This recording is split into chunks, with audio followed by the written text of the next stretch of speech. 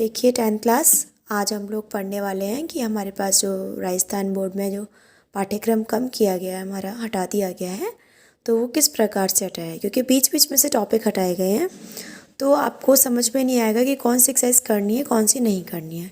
तो एक बार मैं आप लोगों को क्लियर कर रही हूँ, अच्छे से समझिए कि जो चैप्टर यूनिट 1 हमारे पास है वैदिक गणित। यूनिट 1 कौन सी हमारी? वैदिक गणित। ये वाली यूनिट हमारी 5 अंक की आती है बोर्ड के एग्ज़ाम में। तो इस एक्सरसाइज में, इस वाले चैप्टर में हमारे पास उदाहरण नंबर 1 से 19 तक हमको सारे उदाहरण करने हैं, ठीक है। और एक्सरसाइज 1 भी करनी है। लेकिन जो 19 के आगे वाले एग्जाम्पल्स हैं, जितने भी आगे के एग्जाम्पल्स हैं, वो अपन को नहीं करने हैं, वो सब हटा दिए गए हैं। जो रैखिक समीकरणों को हल करने की वैदिक विधियाँ होती हैं, वो हमारे में हटा दी गई हैं। तो हमें वैदिक गणित में उदाहरण 1 से 19 करने हैं और पूरी एक्सरसाइज नंबर 1 करनी है, ठीक है। अब हम आते हैं यूनिट 2 पर। यूनिट 2 है हमारी वास्तविक संख्याएं। ये हमें बिल्कुल भी नहीं करनी है, ये हमारी पूरी हटा दी गई है। तो मैंने लिख दिया है क्लियर कि वास्तविक संख्याएं आपकी पूरी हटाई गई। अब हम आते हैं यूनिट 3 पर। यूनिट 3 का नाम है बीजगणित। बीजगणित हमारी 13 अंकों की है, 13 अंक की आती है बोर्ड एग्जाम में। तो जिसमें अपने 3 चैप्टर्स आ जाते हैं, चैप्टर 3, चैप्टर 4 और चैप्टर 5। तो चैप्टर 3 जो है बहुपद है इसका नाम। इसमें हमारे पास 6 एक्सरसाइज हैं, 3.1, 3.2, 3.3, 3.4, 3.5 एंड 3.6।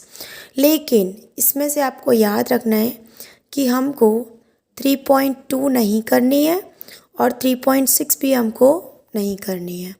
यानी हमारे 2 चैप्टर्स 3.2 एंड 3.6 हमारे कोर्स में से हटा दिए हैं।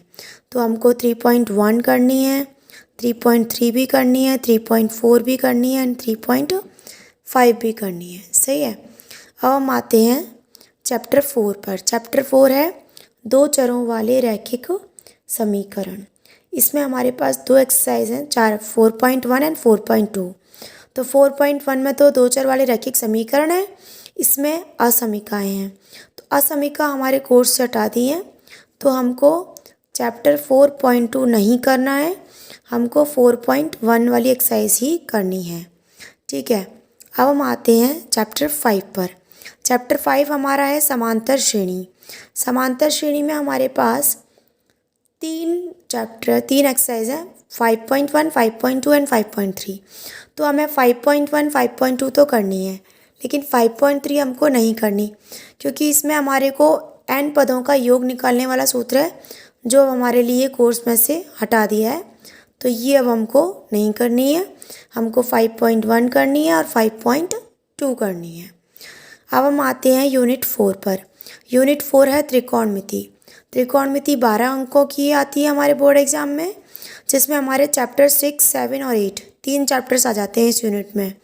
तो पहली जो यूनिट का पहला चैप्टर है यूनिट त्रिकोणमिति अनुपात, ये हमें पूरा करना है। इसकी 6.1 वाली एक्सरसाइज पूरी आएगी। चैप्टर 7 जो है त्रिकोणमिति सर्वसमीकाएं, इसमें हमें 7.1 तो करनी है, लेकिन हमें 7.2 नहीं करनी है, 7.2 हमको नहीं करनी है, 7.1 ही करनी है। अब हम आते हैं चैप्टर 8 पर। ये है ऊंचाई व दूरी, जिसमें हमें एक ही एक्सरसाइज दी हुई है 8। तो ये हमको पूरी करनी है, ये हमको पूरी करनी है। अब हम आते हैं यूनिट 5 पर। यूनिट 5 है निर्देशांक ज्यामिति। निर्देशांक ज्यामिति बोर्ड एग्जाम में 6 अंकों की आती है। इसमें हमारा चैप्टर 9 है इस यूनिट का। चैप्टर का नाम क्या है? चैप्टर 9 निर्देशांक ज्यामिति। तो इसमें 2 एक्सरसाइजेज हैं, 9.1 है 9.2। तो हमें इसमें से 9.1 ही करनी है दूरी के सूत्र की। 9.2 अब हमको नहीं करनी है, क्योंकि ये हमारे कोर्स से हटा दी है। देखिए आप जिन जिन पर मैं सर्कल कर रही हूँ, वृत्त गोला बना रही हूँ, ये एक्सरसाइज हमारी कट चुकी हैं।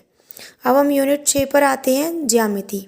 ज्यामिति हमारी 20 अंक का है ये पूरी ज्यामिति। तो इसमें हमारे चैप्टर 10, 11 और 12। चैप्टर 10 जो है बिंदु पथ। बिंदु पथ में हमारे पास 2 एक्सरसाइज हैं, 10.1 और 10.2। तो 10.1 तो हमको करनी है, लेकिन 10.2 हमको अब नहीं करनी है, ये हमारी एक्सरसाइज कट चुकी है। चैप्टर 11 है समरूपता, सिमिलैरिटी।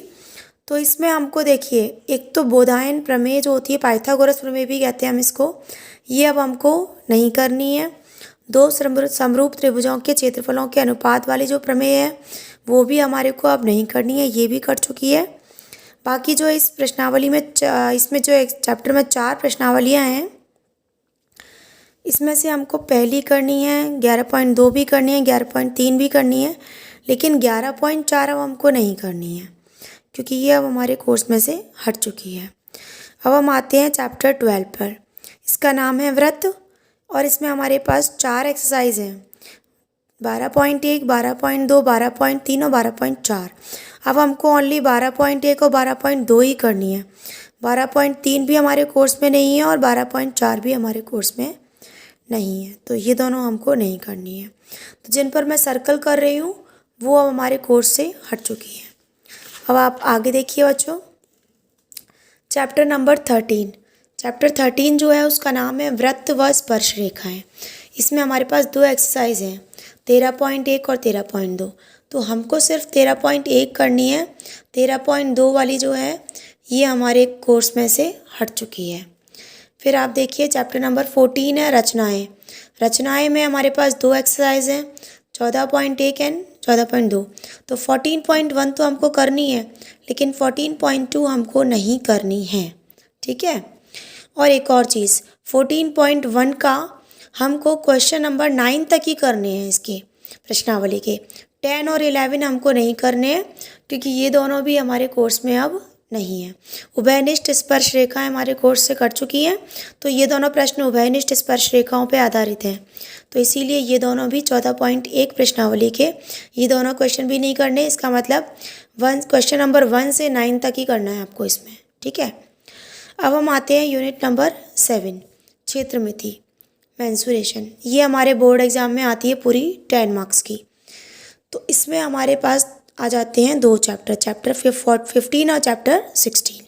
तो चैप्टर 15 जो है वृत्त की परिधि व क्षेत्रफल वाला, इसमें अपन को 15.1 करनी है, 15.2 हमको नहीं करनी है, ये हमको नहीं करनी है। 15.3 भी करनी है, 15.1 भी करनी है, ये दोनों करनी है बट ये हमको नहीं करनी है, ठीक है। अब हम आ जाते हैं पृष्ठीय क्षेत्रफल व आयतन।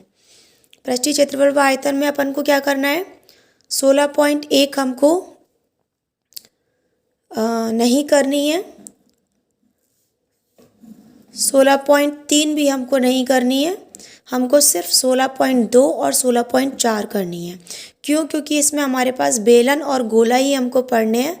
अब शंकु और घन और घनाभ सब हट चुके हैं, हमें सिर्फ क्या पढ़ना है, गोला और बेलन, बेलन और गोला, ये दोनों ही हमको पढ़ने हैं। तो इसलिए हम 16.2 करेंगे, 16.4 करेंगे, लेकिन हम 16.1 और 16.3 अब नहीं करेंगे।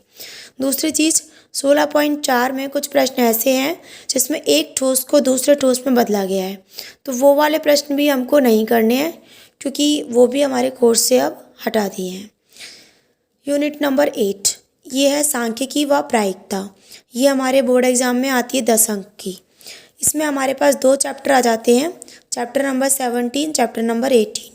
चैप्टर नंबर 17 में केंद्रीय प्रवृत्ति की मापें हैं, यानी इसमें माध्य, माध्यक और बहुलक है। तो हमें माध्य और माध्यक की जितनी प्रश्नावलियाँ हैं वो तो हमें करनी है, लेकिन बहुलक वाली प्रश्नावली नहीं करनी है। तो क्योंकि 17.1 से 17.6 तक की जितनी भी प्रश्नावली हैं उसमें माध्य और माध्यिका की ही प्रश्नावलियाँ हैं, तो वो सब तो आएंगी, लेकिन 17.7 हमारे नहीं आएगी क्योंकि ये बहुलक पे आधारित है, बहुलक हमारे कोर्स में अब नहीं है। अब चैप्टर नंबर 18 पे आ जाइए, प्रायिकता। प्रायिकता में कोई परिवर्तन नहीं किया है, प्रायिकता हमको पूरी प्रश्नावली दोबारा करना, मतलब अच्छे से करनी है। यूनिट नंबर 9 जो है उसमें एक ही चैप्टर 19 रह जाता है जिसका नाम है सड़क सुरक्षा शिक्षा।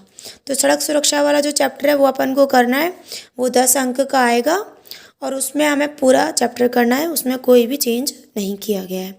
तो ये आपका नया कोर्स है जिसमें आपकी कुछ कुछ प्रश्नावलियाँ हटा दी गई हैं बीच बीच में से। तो अब मैंने जो जो प्रश्नावलियों पर सर्कल कर रखा है, गोला बना रखा है, वो आपको नहीं करनी है, बाकी आपको करनी है, ठीक है। और इस तरह से आपको नए कोर्स के अकॉर्डिंग, नए सिलेबस के अकॉर्डिंग ही हमको पूरा कोर्स कंप्लीट करना है। ऑनलाइन जो पढ़ाई करवाई जा रही है उसके अकॉर्डिंग काम करिए और अच्छे मार्क्स बोर्ड में लाइए। Thank you.